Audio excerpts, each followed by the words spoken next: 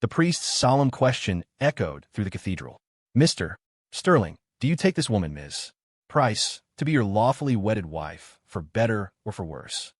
My gaze drifted past him, landing on Victoria Price's trembling eyelashes. She was looking at me, too, her eyes filled with that familiar cocktail of conflict, resentment, and a newly kindled flame I recognized all too well. Ambition. I knew in that instant she had come back, too. In our last life, we tortured each other for 50 years, from the prime of our lives until our hair turned gray. Our corporate empire spanned industries, our wealth enough to buy every square inch of Port Sterling. Yet our bedroom was colder than the Arctic tundra. I gave her everything except the one thing she wanted, her freedom. She hated me for a lifetime. Right before the end, lying in a hospital bed that cost a fortune, she used her last ounce of strength to whisper, "Brandon, my only regret is never marrying Ethan. If there's a next life, I'm begging you, let us be together." I didn't answer, just watched the flat line of the heart monitor.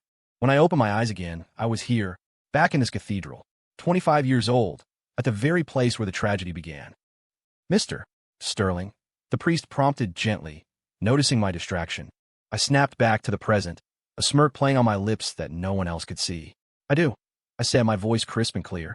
I saw Victoria's body tense, a flicker of shock and panic in her eyes. She probably thought, given my obsessive love for her, that I would replay the same hysterical, possessive drama from last time. Too bad.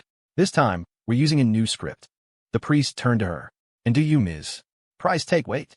A voice, perfectly timed for dramatic urgency and heartfelt passion, rang out from the cathedral doors. Every head turned. Standing there was a man in a white dress shirt, breathless, his handsome face a mask of romantic desperation. Ethan Cole, Victoria's childhood sweetheart. The Ethan she'd mourned for 50 years. In our last life, he'd burst in just like this. And I, like a madman, had gripped Victoria's hand, refusing to let her go. I'd punched Ethan in the face, turning our wedding into the society scandal of the decade. It was that moment that planted the seed of Victoria's hatred in my heart, a seed that grew day by day until it consumed me completely. Ethan's gaze locked with Victoria's across the crowded room. "Vicky, don't marry him. Come with me." A murmur rippled through the guests. My parents' faces were stone-cold with fury. Victoria's parents were paralyzed with embarrassment. And me? I just watched Victoria, waited to see her choice. This time, she held the cheat code for the next 50 years of wealth. She knew that, if she played her cards right, she could become the queen of Port Sterling's business world, the city's celebrated billionaire. She was no longer the fragile heiress who needed a family merger to secure her position. She had the capital to be reckless. And so, the conflict in her eyes quickly hardened into resolve. Without even a glance in my direction, she gathered the hem of her wedding dress and ran toward Ethan. She paused as she passed me, her voice a low whisper only I could hear. "Brandon, I'm sorry. I just want to live for myself for once. But don't worry. As compensation, the Price family will make it worth your while." With that, she threw herself into Ethan Cole's arms. The cathedral erupted. My father was shaking with rage, on the verge of collapsing. My mother's eyes welled with tears, but she held them back with iron self-control. "You fool! Look at the wonderful wife you've chosen," my father hissed, pointing a trembling finger at me. I ignored him. I picked up the microphone from the lectern, walked to the front of the altar, and faced the stunned guests. "Ladies and gentlemen, my apologies," I announced calmly. "It seems we've had a slight change of plans for today's wedding. But that's all right. Just consider this my bachelor party, held a little ahead of schedule." I paused, scanning the room, and then broke into a brilliant smile. "Please eat, drink, and enjoy." Everyone stared, dumbfounded. The rage, the breakdown, the public humiliation they expected, none of it happened. I was as calm as a spectator. No one knew that as Victoria ran to Ethan, the only thing I felt was the liberating release of a massive weight off my shoulders, and a sliver of ice-cold curiosity. Without me, her enforcer, clearing every obstacle and cutting down every enemy in her path, could Victoria Price, with nothing but a few fragmented memories of the future, really become the richest woman in Port Sterling? Without the safety net of my family, how long could her so-called pure love with her darling Ethan withstand the brutal blows of reality? I was eager to find out. Truly, my bachelor party went off without a hitch. I moved through the crowd with a glass of champagne, effortlessly soothing relatives and chatting with business magnates as if I weren't the groom who had just been left at the altar. My father's fury slowly morphed into bewildered suspicion. He pulled me into a corner. "Brandon," he whispered. "Are you all right?" I swirled the red wine in my glass. "Dad, what's there to be all right about? A woman who doesn't love me is gone. It's for the best. Saves me the trouble of a messy divorce down the line." My father stared at me, as if he were seeing his son for the first time. And why wouldn't he? The Brandon of the last life loved Victoria to his bones, humbling himself to the point of absurdity. To marry her, I had fought with my family, even used some underhanded tactics to force the Price family's hand. Everyone, including Victoria herself, thought I couldn't live without her. Just then my phone buzzed. A text from Victoria. The message was just like her, dripping with condescending charity. "Brandon, that plot of land in Northgate, they're going to build the new university campus there. The city will announce it in 2 months. If you buy it now, you'll make at least 10 times your investment. Consider it my compensation. We're even." I read the text and laughed. She was still the same, arrogantly assuming she controlled everything. She thought this little piece of future information would be enough to make me gratefully back off and leave her and Ethan alone. She had no idea that I'd come back, too. The Northgate campus was, indeed, the single biggest development project in Port Sterling for the next decade. In my last life, it was the first pot of gold I ever found, the foundation upon which Victoria and I built our empire. She remembered the outcome, but she'd forgotten how treacherous the process was. She'd forgotten how many wolves were circling that juicy piece of meat. She'd forgotten how I had maneuvered and outplayed every competitor to finally claim it. More importantly, she'd forgotten that to raise the capital for the purchase, I had to leverage nearly every Sterling family asset and sign a high-stakes contract with astronomical penalties. It was a true gamble. Win and I'd soar. Lose and it was utter ruin. And now she was casually tossing this opportunity to me. Was she hoping to see me repeat that insane risk? Or were she and Ethan eyeing the land themselves, hoping I'd go in first and be their patsy? Interesting. I didn't reply. I just deleted the message. 2 days later, the elders of the Price and Sterling families met to discuss the aftermath of the broken engagement. Victoria's father, Robert Price, wore a grim expression the entire time, apologizing profusely and promising to provide the Sterling family with substantial business compensation. My father, having had 2 days to cool down, was more composed. Both were prominent families in Port Sterling. A public feud would benefit no one. "Robert, what's done is done. There's no point in dwelling on it," my father sighed. "The Sterlings aren't unreasonable. But Brandon has been deeply humiliated. There has to be some form of redress." Robert Price nodded vigorously. Of course. The resort project on the west side. The Price Corporation is willing to cede a 10% stake, transferred to Brandon, free and clear. A 10% stake was worth nearly $100 million. To smooth things over, the Price family was clearly willing to pay a hefty price. I tapped my fingers on the table. When all eyes turned to me, I smiled. "Mr. Price, I don't want the resort project." Robert was taken aback. Then, "Brandon, what is it you want?" I leaned forward slightly, my eyes locking onto his. I spoke each word with deliberate precision. "I don't want anything. I only want you, Mr. Price, in your capacity as chairman of the Price Corporation, to make a public announcement." "What announcement?" "Announce that Victoria Price is voluntarily forfeiting all shares and inheritance rights to the Price Corporation. From this day forward, she is, in all business matters, cut off from the Price family." The moment the words left my mouth, the room fell into stunned silence. Robert Price shot to his feet, slamming his hand on the table. "Brandon, don't you dare go too far." Even my father frowned. "Brandon, don't be ridiculous." Forcing Victoria out of her family was a fate worse than death for her. But I remained unmoved. "Mr. Price, please don't get excited," I said smoothly. "I'm not seeking revenge. I'm granting her wish." I took out my phone, pulled up the deleted text message I had recovered, and slid it across the table to him.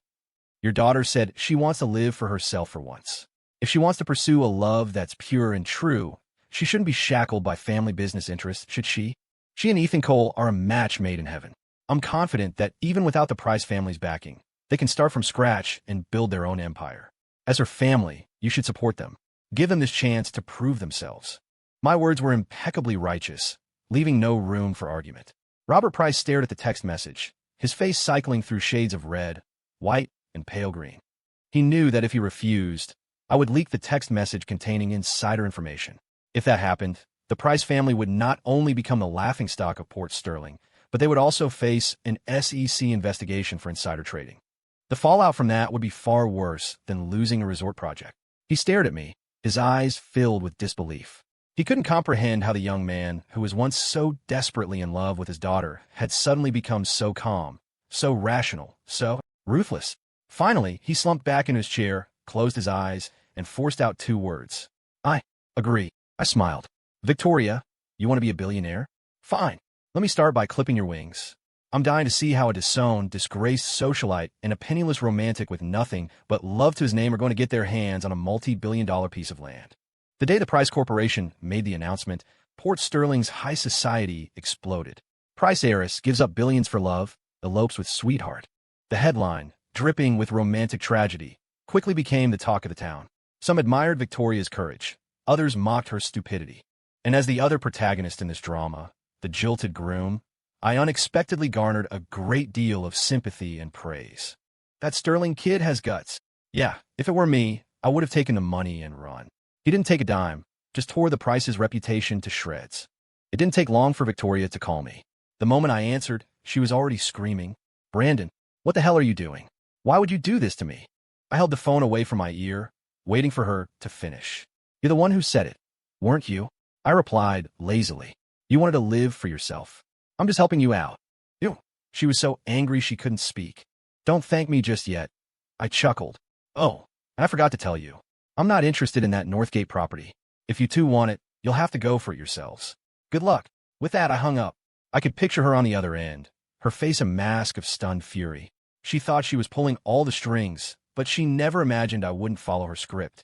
She wanted me to be the patsy, to fight tooth and nail with the big investment firms, so she and Ethan could swoop in and pick up the pieces. But I refused.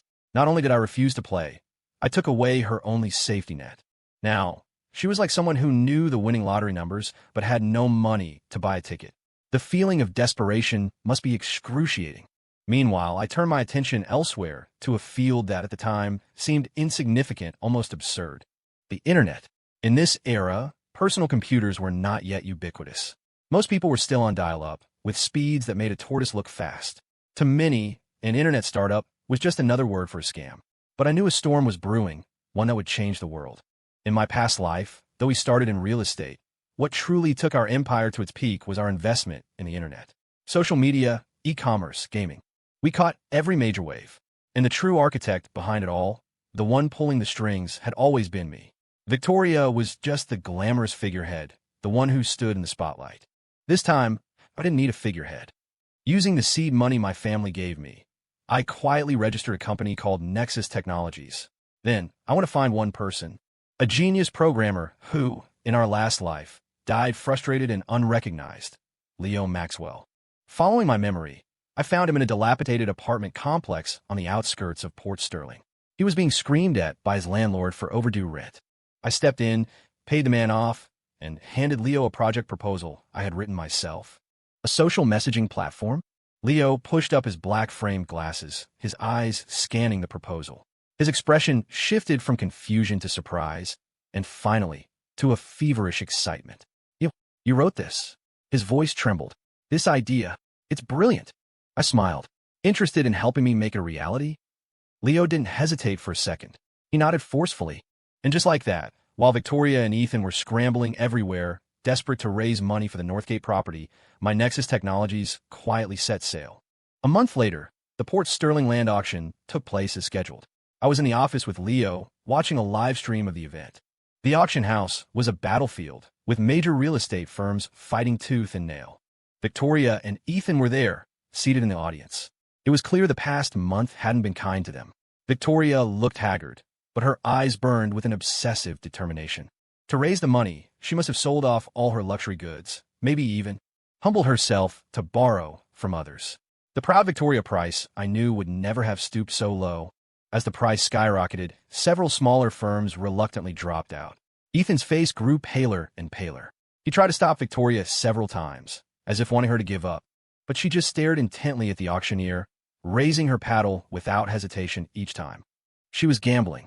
If she won, she could prove to everyone that she could succeed without me, without the Price family. Finally, the auctioneer's gavel fell. Victoria had won the land, but at a price that was astronomically higher than market value. The room erupted in applause.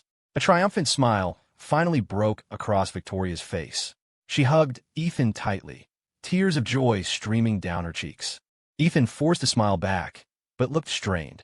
I knew that to achieve this victory, they must have paid a terrible price, maybe even signing a leverage deal with terms even harsher than the one I had in my past life. Boss, they did it, Leo said from beside me. Did they? I closed the live stream and stretched. Come on, our battlefield isn't here. No, my battlefield was in the future. In Victoria, she may have won a single battle, but she might just lose the entire war. Ex-heiress bets it all, wins landmark Northgate plot for billions. The next day, Victoria was on the front page of every major news outlet in Port Sterling. This time, the narrative had completely flipped. Those who had mocked her fell silent, replaced by voices of awe and admiration. She became an inspirational icon, a symbol of the independent woman. My phone blew up with calls from friends and business partners. They all had the same underlying question. Brandon, you screwed up. You let a future billionaire walk away. Do you regret it? I just smiled and said nothing. Regret? No, that word wasn't in my vocabulary. The next 2 months were quiet. Victoria and Ethan's company, Price Coal Development, was officially formed. They were buried in paperwork, making down payments, and leveraging everything they had to raise the subsequent development funds. Ethan, using his social skills, managed to bring in a few smaller investors, but the terms were predatory. They had bet their entire lives on this piece of land. As for me, I vanished from the public eye. I holed up with Leo and a small team of 12 people, working day and night in our small office. 2 months later, on the very day the Port Sterling city government officially announced the Northgate campus development plan, Nexus Technologies' first product, an instant messaging app called Nexus, officially launched. On that day, all eyes in Port Sterling were on Victoria. She was the big winner. Camera flashes popped incessantly as she stood before the architectural plans for the site, beaming, radiating success. Ethan stood beside her, equally triumphant. They were the city's hottest new business power couple. No one noticed that, in a quiet corner of the internet, a tiny seed had just broken through the soil. The launch of Nexus didn't make huge waves initially, but with my targeted marketing, mainly on university networks and in tech enthusiast forums, it quickly gained a core group of users thanks to its clean interface, stable performance, and a few innovative features like custom emojis and offline messaging, which were unique at the time. Then, word of mouth took over. One user told 10, 10 told 100. The user base began to grow exponentially. All of this happened quietly, under the radar. Victoria and Ethan were completely unaware. They were basking in the glow of their victory, busy accepting congratulations from a parade of well-wishers and investors. Their company's valuation skyrocketed overnight, and capital funds were waving checks at them, desperate for a piece of the pie. Victoria was finally back in the world of fame and fortune she knew so well, shining even brighter than before. One evening, I got an unexpected call. It was Ethan. His tone was a mix of gloating and condescending kindness. Brandon, I hear you're messing around with some internet company these days. You've got good sources, I replied flatly. Yeah, we're all in the same circles. It's hard not to know. Ethan chuckled. But listen, I've got to give you some friendly advice. That stuff is all smoke and mirrors, a total bubble. Stick to real assets, solid business. That's the only way to go. Our company, Price Coal Development, is hiring. If you're interested, no, thank you. I cut him off. We're on different paths. Ethan seemed taken aback by my dismissiveness. After a few seconds of silence, he scoffed. Suit yourself. Just don't come crying to Vicky when it all blows up in your face. He hung up. I stared out the window at the city lights, a cold smile on my face. A bubble? Soon enough, he'd find out who the real bubble was. Another month passed. The user base for Nexus surpassed 1 million. That number might seem trivial later on, but in that era, it was a miracle that stunned the entire tech industry. I started meeting with venture capitalists. Meanwhile, an unexpected crisis was bearing down on Victoria and Ethan. The Northgate campus project was indeed a gold mine. But the city government had no intention of handing over all the mining rights to a private company. They announced a supplementary plan. The project would be developed as a public-private partnership. The government would lead the master planning and bring in several large state-backed enterprises as the primary contractors. Private companies like Price Coal Development would be relegated to secondary partners, only allowed to develop some of the supporting commercial real estate. Their profit margins were slashed. Even worse, to maintain control over the planning, the government required all partners to adhere to a unified development standard and timeline. This meant Victoria and Ethan couldn't quickly develop and sell properties to recoup their investment. Their already strained line of credit was about to snap. For them, the news was a bolt from the blue. I was having tea with a top VC from New York when I saw the news. He looked at me with open admiration. Mr. Sterling, how did you foresee the policy shift in real estate? To pull out of that sector 6 months ago and pivot to social media, your foresight is terrifyingly sharp. I just smiled, offering no explanation. Of course I didn't foresee it. I had lived through it. In my last life, that public-private partnership plan had cost us dearly. It took me 3 full years, using every trick in the book to navigate the red tape and get the project back on track. During those 3 years, Victoria and I had fought endlessly. She accused me of being incompetent and driving the company into the ground. I mocked her for being naive and not understanding the brutal reality of business. The chasm between us was ripped wide open during that time, never to be repaired. This time, I left the problem completely untouched for her and her true love. I was curious. Without me, they're cleaner.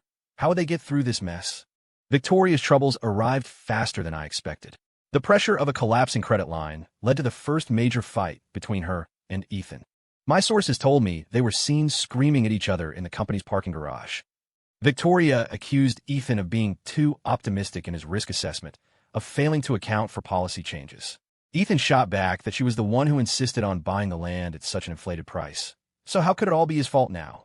The once devoted lovers, crushed under the weight of reality, were finally turning on each other. What a show. Meanwhile, I had just closed a series of funding round for Nexus Technologies. $50 million.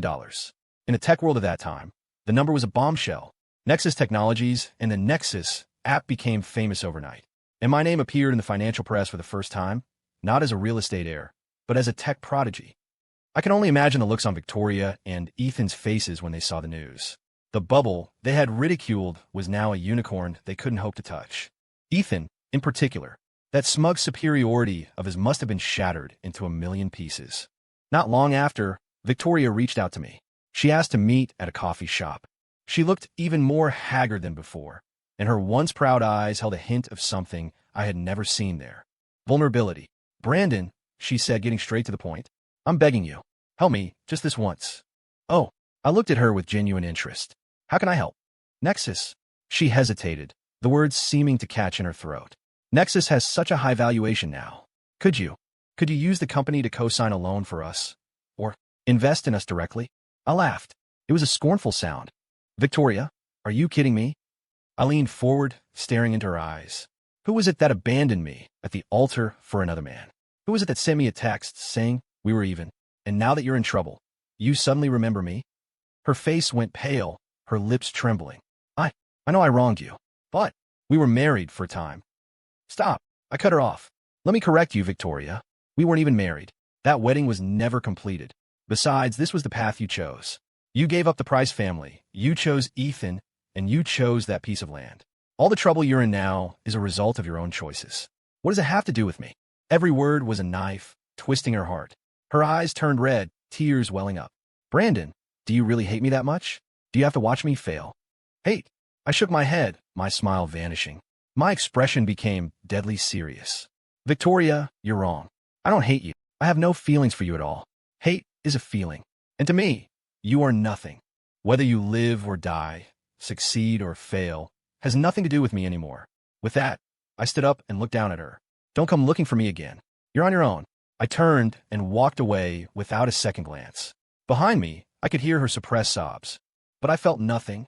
A heart that has been shattered doesn't shed cheap tears for the same person twice. On the way back, Leo called me, his voice tense with excitement. Boss, something happened. My heart skipped a beat. Is it the company? No, it's a good thing. Leo could barely contain himself.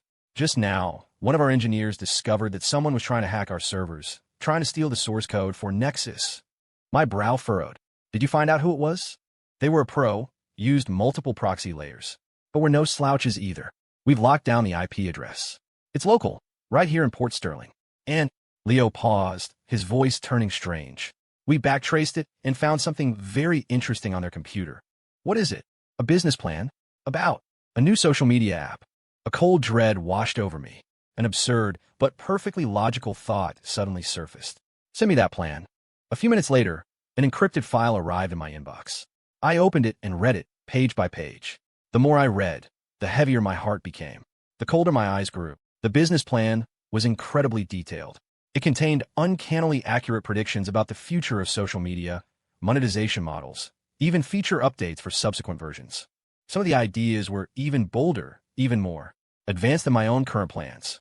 This was no ordinary business plan. This was a blueprint for the future, written by someone who had lived it. And at the end of the document, there were two names, Victoria Price, Ethan Cole. I leaned back in my chair and closed my eyes, my mind reeling. Something was wrong, terribly wrong. Victoria's understanding of the internet could never have reached this level. In our last life, she was a hands-off executive, clueless about technology and product development. So this plan, was it written by Ethan? A huge mystery began to form in my mind. This Ethan Cole was much more than just Victoria's childhood sweetheart.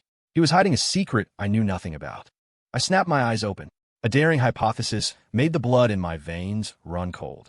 What if Ethan Cole was reborn too? The thought, once planted, grew like a weed consuming my mind. So many things that didn't make sense before suddenly clicked into place. Why he showed up at the wedding at that exact moment. Why he was able to win Victoria's heart so easily. Why he stuck by her even after she was disowned, daring to gamble on that piece of land with her.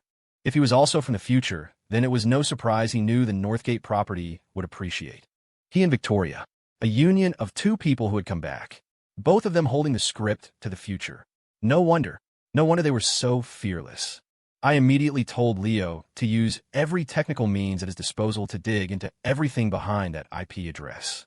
I want to know everything about Ethan Cole, from the day he was born until now. And I began to re-examine the blueprint we'd recovered from his computer. If Ethan was also from the future, then this document was his memory of the internet's development from our past life. But as I studied it more closely, I found a problem. The blueprint, while grand in scope, was full of errors in detail.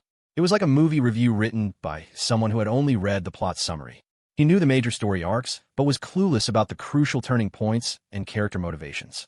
For example, he predicted the rise of e-commerce, but completely overlooked the critical importance of building a logistics network.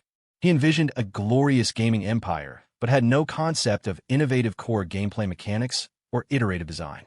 This told me that in our previous life, he was likely just an industry observer, maybe a peripheral player. He saw the results, but didn't understand the process. Just like Victoria, two half-baked prophets who knew the future joined together. They thought their combined knowledge made them invincible. But they had no idea that the glorious future they remembered was built by me, the man they cast aside, one bloody step at a time, through a minefield of failures. They saw the view from the summit. They didn't know that I had already changed the path up the mountain. A deeper question surfaced. In my previous life, after I had made my fortune, I'd had Ethan investigated. He was an ordinary man. After college, he worked a mediocre job at a small firm, eventually getting married and having kids, living an utterly unremarkable life. After that failed wedding-crashing attempt, he and Victoria never crossed paths again. So, how did he come back? And how did he possess these memories of the future? The whole thing felt deeply strange. Just as I was struggling to make sense of it, Leo came through with a breakthrough. "Boss, I found it." Leo's voice was a mixture of exhaustion and excitement. Following Ethan's digital footprint, we found his old college computer forum account. In a heavily encrypted private thread, we discovered a conversation log between him and another person. Another person? Yes, someone with the user ID Prophet. Starting 3 years ago, this Prophet has been feeding him all sorts of information about the future. Everything from tech trends and stock market fluctuations to even a Northgate campus project here in Port Sterling. My heart hammered against my ribs. Prophet. I opened the screenshots Leo sent me. Reading the conversation made my skin crawl. Prophet. Remember, Ethan, your life was never meant to be this mediocre. You were supposed to have Victoria and everything that comes with her. Ethan, but the Sterling family is too powerful. I can't compete with him. Prophet. Compete? Why use brute force? I will give you a key to the future. All you have to do is replace him. Become the one by Victoria's side. Use her love for you, and use her hatred for Brandon Sterling. Everything they created will be yours to inherit. The log cut off there. The rest had apparently been wiped clean. But I had seen enough. This was a massive conspiracy. Ethan wasn't from the future. He was just a pawn, carefully selected and cultivated. Some mysterious figure, hiding in the shadows, had started feeding him future information 3 years ago, with the sole purpose of having him replace me and steal the business empire Victoria and I had built in our last life. Who was this prophet? Why was he doing this? He seemed to hold an immense grudge against me. I mentally scrolled through every business rival I'd ever had, but no one matched the profile of this prophet. This person was meticulous, a long-term strategist, and buried so deep. He was like a venomous snake coiled in the darkness, waiting for the perfect moment to strike. I had thought my opponents were just Victoria and Ethan. Now I saw how wrong I was. The real enemy was still hiding behind the curtain, and Victoria and Ethan were nothing more than two pathetic, ridiculous puppets pushed onto the stage. I took a deep breath, forcing myself to calm down. Fear wouldn't solve anything. If the enemy had made his move, then I would play his game to the end. I was going to find out just who this so-called prophet really was. This stunning discovery made me completely change my strategy. If before I was content to just watch Victoria and Ethan's little drama unfold, now my goal was to lure that snake out of its hole. I had Leo continue to monitor Ethan and Prophet's every move. At the same time, I made a decision that shocked everyone. I contacted Victoria. I told her Nexus Technologies was willing to provide Price Coal Development with a $50 million line of credit to help them through their crisis. The condition, a 30% stake in their company as collateral. The news left Victoria and Ethan overjoyed. They probably thought I couldn't bear to see Victoria suffer and had finally softened. Only I knew this wasn't charity. This was bait. Bait not just for Victoria and Ethan, but for the prophet as well. The $50 million injection temporarily saved Price Coal Development from collapse. Victoria and Ethan's relationship seemed to be on the mend. They even took me out to dinner to express their gratitude. At the dinner table, Victoria looked at me with a complex expression, a mix of gratitude, guilt, and a barely perceptible hint of triumph. She probably thought that, in the end, I still couldn't forget her, that I had lost to her once again. Ethan, meanwhile, had resumed his persona as the gentle, cultured boyfriend, repeatedly toasting me and filling his words with admiration. But deep in his eyes, I saw a fleeting glimpse of contempt and greed. He was surely thinking what a fool I was, to be played by them yet again. I pretended to be oblivious, playing along with their charade. After dinner, Ethan went to pay the bill, leaving me alone with Victoria in the private room. She was silent for a long time before finally speaking. "Brandon, thank you. Don't mention it," I said coolly. "In business, there are no permanent enemies, only permanent interests. I invested in you because I believe the project will be profitable." Victoria bit her lip. "No matter what, you helped me. In the future, once the company is back on its feet, I'll pay you back with interest." I looked at her and suddenly asked a question. "Victoria, do you really know Ethan?" She was startled, not understanding why I'd ask. "We grew up together. Of course I know him." "Do you?" I smiled faintly. "Then do you know that he isn't as simple as he appears on the surface?" Victoria's brow furrowed, her eyes filled with suspicion and displeasure. "What are you trying to say?" "Brandon, I'm grateful for your help. But if you're trying to drive a wedge between Ethan and me, you're being despicable." Seeing her leap to his defense, I just felt a wave of pity. The woman was being sold down the river and was still helping the auctioneer count the money. I said nothing more. Some truths are more painful, more unforgettable, when you discover them for yourself. In the days that followed, I focused on growing Nexus Technologies while quietly waiting for the prophet's next move. Nexus's user base continued to climb, soon breaking the 10 million mark and becoming the undisputed king of social media in the country. We launched a few web-based games on the platform, and thanks to the massive user base, the revenue was staggering. Nexus Technologies had become an internet giant that no one could ignore. Price Coal Development, with my financial backing, finally stabilized. Construction on the Northgate project began to move forward in an orderly fashion. Everything seemed to be heading in the right direction, but I knew this was just the calm before the storm. The prophet would not stop here. He had gone to great lengths to prop up Ethan, and it wasn't just for a real estate project. His ultimate target was me. It was Nexus Technologies.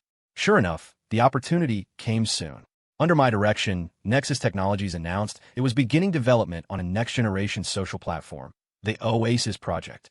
This project would integrate social networking, e-commerce, short-form video, and live streaming, a revolutionary, ecosystem-level platform far ahead of its time. I had leaked this plan on purpose, and I had deliberately left several fatal, yet extremely difficult to detect, technical vulnerabilities within it.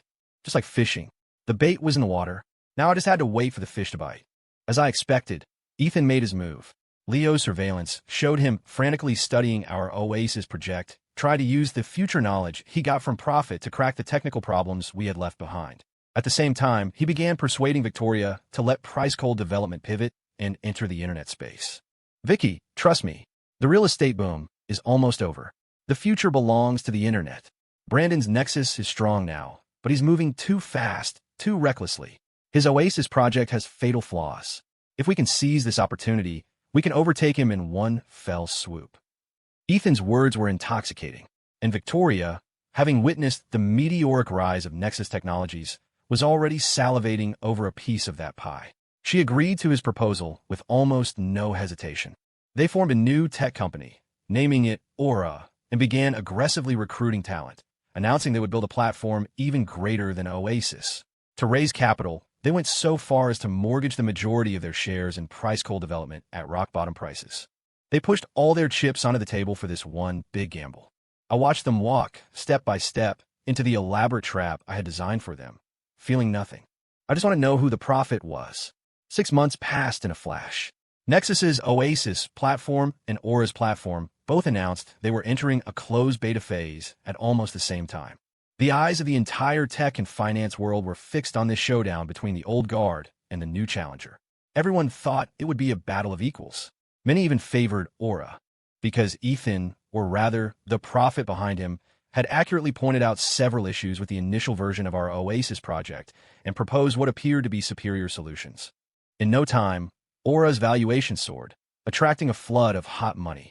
Victoria and Ethan were once again the darlings of the media. They gave frequent interviews, speaking grandly of their vision, their words dripping with disdain for Nexus. The era of Nexus is over, Ethan declared confidently in one interview. Innovation is the only law in this industry, and we represent the future. I just smiled when I saw the clip. Yes, innovation is the only law. Unfortunately for you, your so-called innovation is just a clumsy imitation of my mistakes. When the beta test began, both products were released to a small group of core users. Initial feedback even slightly favored Aura. They had perfectly fixed the vulnerabilities I had left, and their product looked more stable, more polished. Ethan's confidence swelled to its peak. He began secretly approaching some of Nexus's key engineers, trying to poach them. At the same time, he directed his army of paid trolls to smear Oasis on forums and social media, spreading all kinds of rumors. Their assault was relentless, and I remained perfectly still, like an experienced hunter, quietly waiting for his prey to let its guard down completely. Finally, on the night before the public launch, it was time to close the net. Leo called, his voice more serious than I had ever heard it. "Boss, they're making their move. They're here." I stood up and walked to the massive floor-to-ceiling window. Outside, the lights of Port Sterling glittered. But soon, a storm would engulf the city.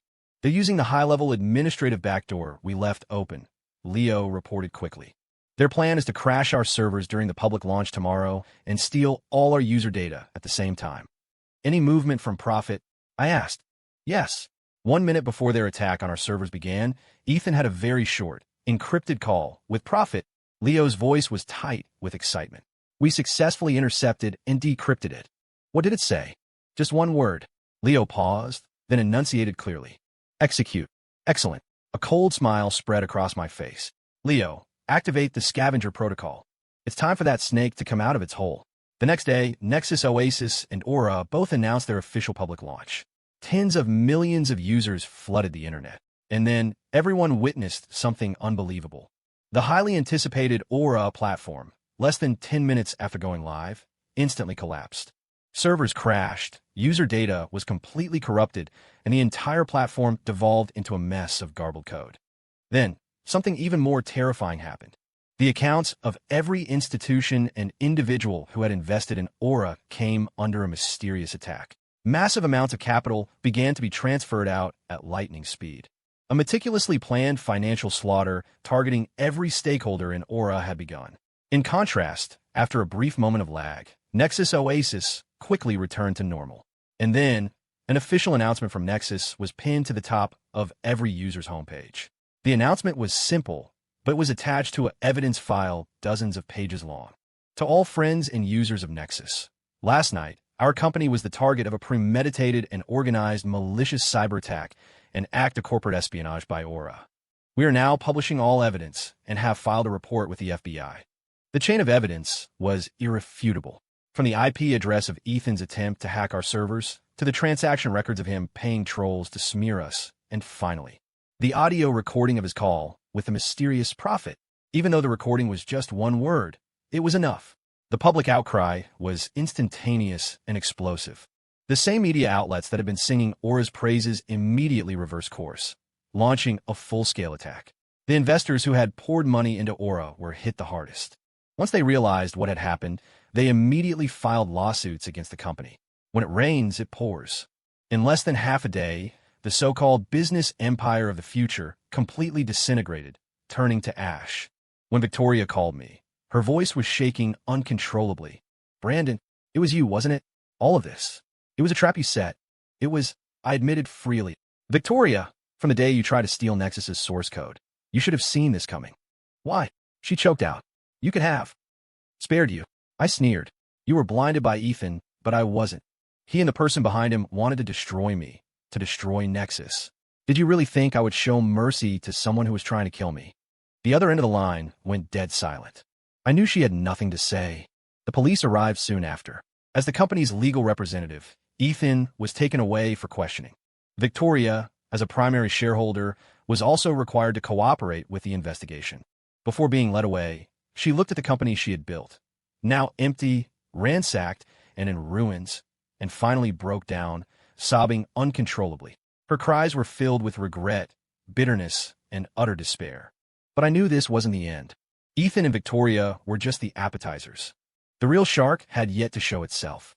I handed the encrypted audio recording to the police department's top forensic experts. I had only one demand. Whatever it takes, find the person behind this voice. The wait was agonizing. During that time, the business landscape of Port Sterling was turned upside down.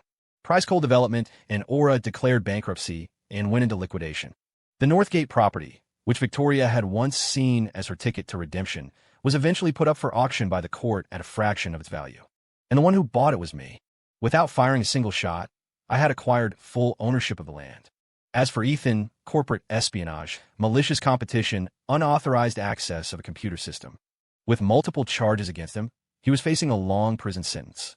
Although Victoria wasn't directly involved in the crimes, as a principal of the company, she was now saddled with an astronomical amount of debt. She sold off everything she owned, including the last pieces of jewelry her mother had left her, and it still wasn't enough to fill the massive hole. She had fallen from the heavens and landed squarely in the mud. She came to see me once. It was a rainy day. She stood without an umbrella, soaked to the bone, waiting for me outside the Nexus building. The once radiant Victoria Price was now sallow-faced, her eyes empty, like a flower battered by a storm. "Brandon," she began when she saw me, her lips barely moving. Could you lend me some more money?" "For what?" I asked. "I want to post bail for Ethan," she said, her head bowed, her voice as faint as a whisper. Hearing this, I laughed. "Victoria, after all this, you still have illusions about him?" He was tricked too." She jerked her head up, defending him passionately. "It wasn't his fault. It was that prophet. The person hiding in the shadows is the one who ruined him." So, I looked at her, my eyes like ice. Being tricked is an excuse to hurt others. You were tricked, so you can justifiably try to steal from me. She was speechless. "Victoria, I told you. We are even." I took an umbrella from my briefcase and handed it to her. "This is the last time I will ever help you. Don't come looking for me again. You're on your own." I turned and walked into the building, shutting the door on her in the cold rain. I am no saint. For those who have betrayed and hurt me, I have not an ounce of sympathy. Not kicking them when they're down is the greatest mercy I can offer. A week later, I finally got a call from the police. They had found a match for the voice. When I saw the name and photo in the file, my entire body went rigid. The photo showed a middle-aged man in a wheelchair, his face gaunt, but his eyes burned with a dark, sinister intensity. I knew this man. Or rather, the me from my past life knew him. His name was Marcus Thorne, a rival I had defeated in business. But it was a normal business competition. I won fair and square and never went for the throat. I later heard his company went bankrupt and that he himself was in a car accident that left him paralyzed from the waist down. He'd vanished after that. I never would have imagined that he was the prophet who hated me with such a vengeance. Wait a minute. A car accident. A detail suddenly flashed in my mind. In my last life, the timing of Marcus Thorne's accident was very strange. It was shortly after his company was acquired by mine. At the time, everyone assumed he'd been driven to despair by the bankruptcy and was driving drunk. But I knew that accident was no accident at all. It was intentional, a hit and run, a murder for hire. And the person who ordered it was none other than my wife from my past life, Victoria Price. When I saw that name, I felt the blood freeze in my veins. Back then, while competing with me for a key project, Thorne's company had gotten its hands on some damaging information about me. He planned to use it as blackmail. But Victoria, upon learning of this, chose the most extreme and effective method to protect me, to ensure our empire remained flawless.